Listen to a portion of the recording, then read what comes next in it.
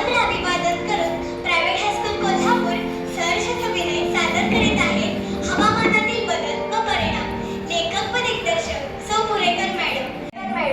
पात्र परिचय: शेतकरी शुभम पायगणकर, रमा गार्गी गुळवणी, सदा ध्रुव सावंतुरे, बिलकी स्वरा आष्टेकर, भिकू गंधार कुलकर्णी, व्यापारी वरद कुंभार, वैद्य आदित्य वारके व मी निवेदिका मुक्ता गोपे.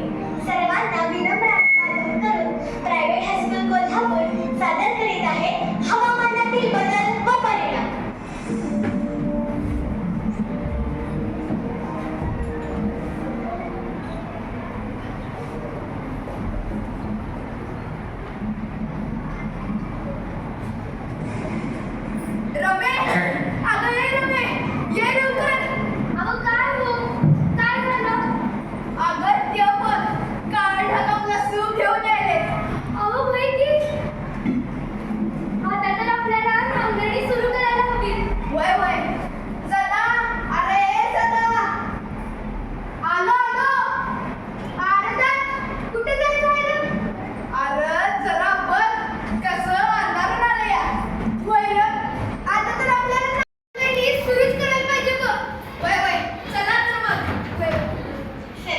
शेतावर जाण्याची लगबग सुरू होते.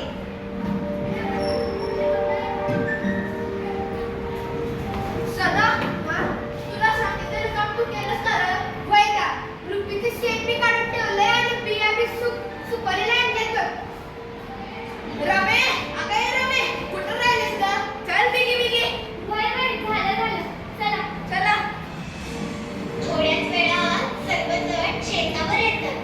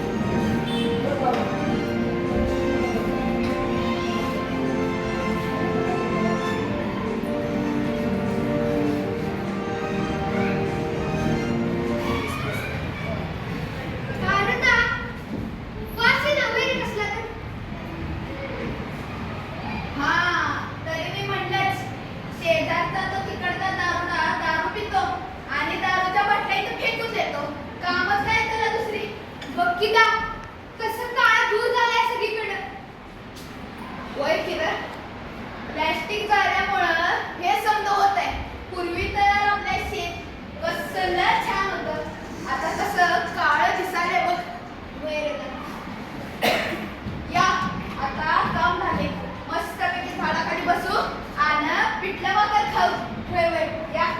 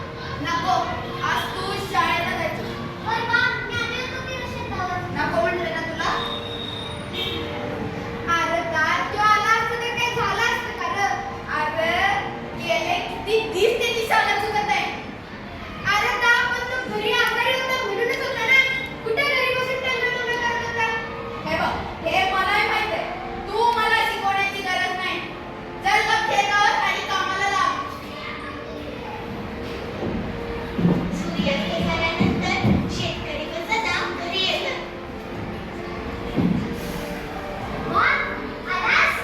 वय वय बस जरा जरा थकला असशील ना? वय ग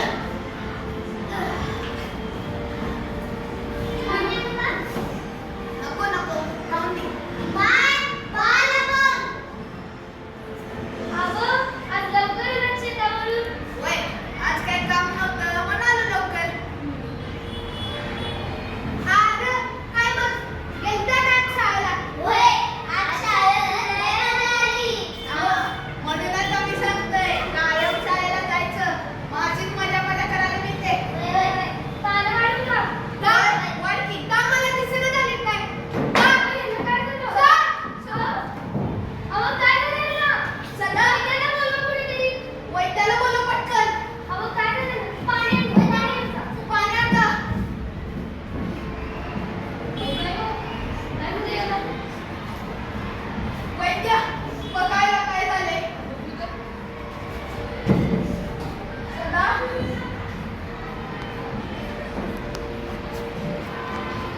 बाहेर गेला होता का तुम्ही कुठे? वय शेतीचं काम करायला आम्ही गेलेलो शेतीला अहो आज कसलं ऊन पडलंय आणि तुम्ही कुठे गेलात? अहो आता काय करू आम्ही गरीब घराण्याची माणसं तेवढा आम्हाला दररोज करायलाच लागणार ना हो. नाही बरोबर आहे पण खूप ऊन होतं आज. वय आता काय पर्याय बी नव्हता तरी सुद्धा ऊन जास्त होतं. त्याला अंधारी आली. आता याला काय दवा द्यायची आहे का रे?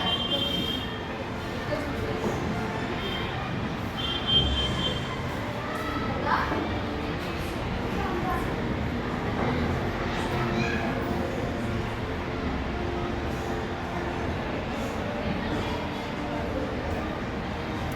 दवाची काही गरज नाही. तुम्ही थोडं जरा विश्रांती घेऊ दे. बरं बरं बा, काय झालंय काकाला? अगं काही नाही हवामानाच्या बदलामुळं काकाच्या डोळ्या अंधारी आली काय तुम्ही? बाबा डॉक्टर साहेब अहो तुम्ही आमच्यासाठी देवासारखं धावून आलाय अहो आता पाहू मी अहो तुम्ही आला म्हणून आमच्या जीवात जीव आला. कृपया ठेवा आमच्या मनाला तरी शांती मिळते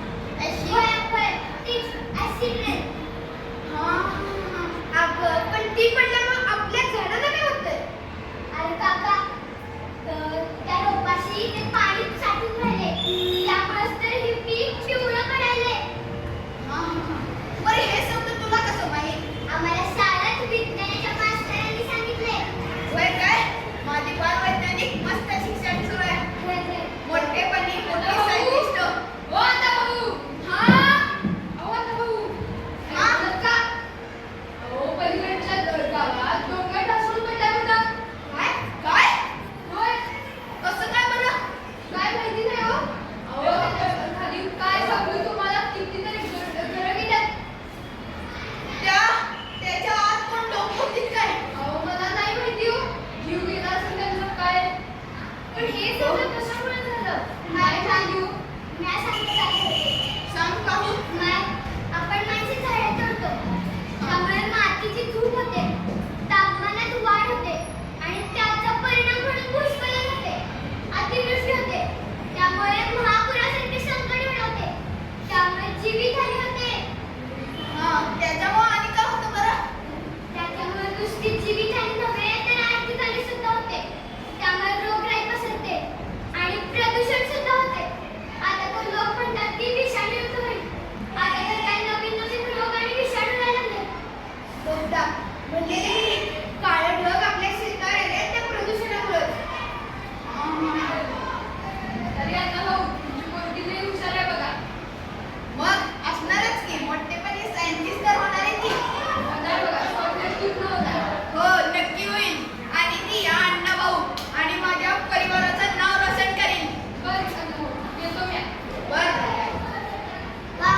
माझ्या अगदी मनातलं ओळखलंस बघ. मला मोठं लय मोठं सायंटिस्ट व्हायचं आहे. होशील तू, नक्की होशील. बघा म्हणून सांगत असल्या शाळेत जावा, एकदम हुशार होशील बघा. होय होय.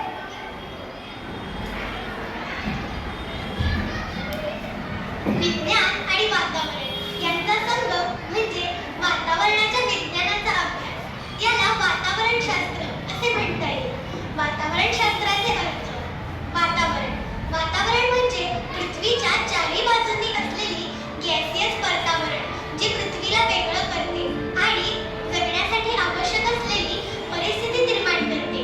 वातावरणशास्त्र वातावरणशास्त्र म्हणजे वातावरणाची संरचना, कार्यप्रणाली आणि त्याच्या प्रक्रियांचे. वातावरणशास्त्र म्हणजे वातावरणाची संरचना, कार्यप्रणाली आणि त्याच्या प्रक्रियांचे अध्ययन करणारे विज्ञान. यामध्ये विविध घटकांचा अभ्यास केला जातो, जसे की वातावरणीय प्रक्रिये, हवामानशास्त्र आणि वातावरणीय बदल. वातावरणीय प्रक्रिये वातावरणीय प्रक्रिये म्हणजे हवा कशी हलते, हवामान कसे बदलते आणि वातावरणातील दबाव, तापमान, आर्द्रता यांची तपासणी. हवामानशास्त्र हवामानशास्त्र म्हणजे हवामान बदल